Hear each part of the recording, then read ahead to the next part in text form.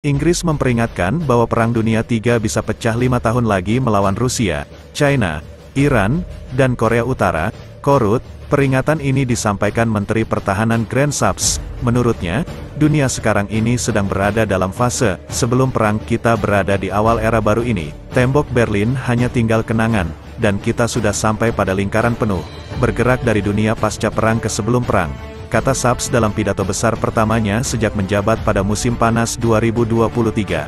Era idealisme telah digantikan oleh periode realisme yang keras kepala, ujar Shapps, seperti dikutip Fox News, Kamis, tanggal 18 Januari tahun 2024. Hari ini musuh kita sedang sibuk membangun kembali penghalang mereka, musuh lama dihidupkan kembali, musuh baru mulai terbentuk, garis pertempuran sedang digambar ulang.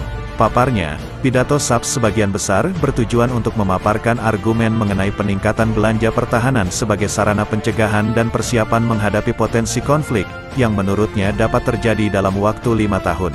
Karena, seperti yang telah dibahas, era perdamaian telah berakhir, kata Shapps. Dalam waktu 5 tahun, kita mungkin akan melihat banyak adegan yang melibatkan Rusia, China, Iran, dan Korea Utara. Tanyakan pada diri Anda sendiri. Dengan melihat konflik-konflik yang terjadi di seluruh dunia saat ini, apakah kemungkinan besar jumlah tersebut akan bertambah atau berkurang? Lanjut dia.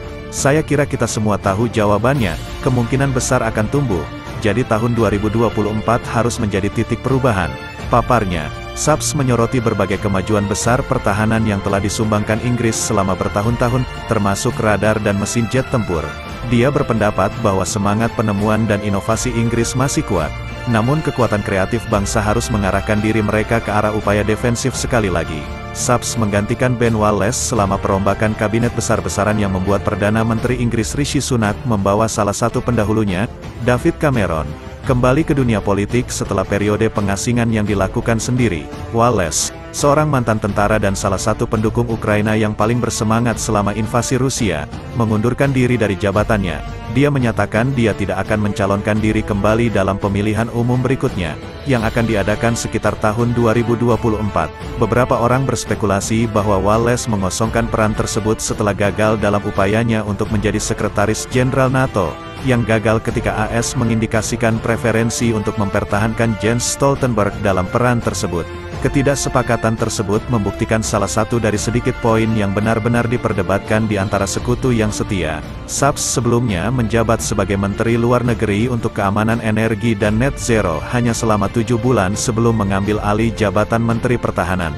Dia memegang beberapa peran sebelumnya, termasuk Ketua Partai Konservatif dari tahun 2012 hingga 2015 sebelum menjabat di beberapa kabinet, yang berpuncak pada perannya saat ini, dan yang paling menonjol.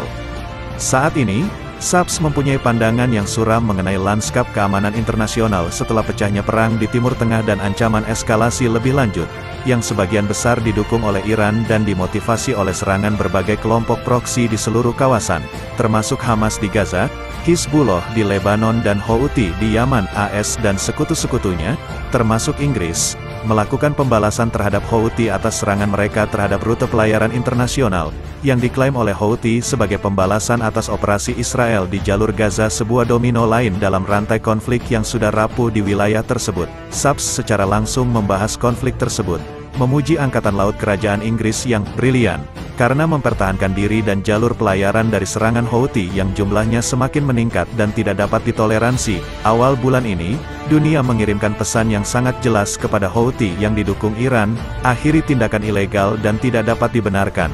Berhentilah mempertaruhkan nyawa orang yang tidak bersalah. Berhentilah mengancam perekonomian global, tegas Shapps. Peringatan kami sangat jelas, namun mereka memilih untuk mengabaikannya, katanya, merujuk pada kelompok Houthi. Seraya menambahkan bahwa respons tegas di Laut Merah akan berfungsi sebagai cetak biru, langsung bagaimana Inggris harus melanjutkan upayanya untuk menghentikan konflik di Laut Merah.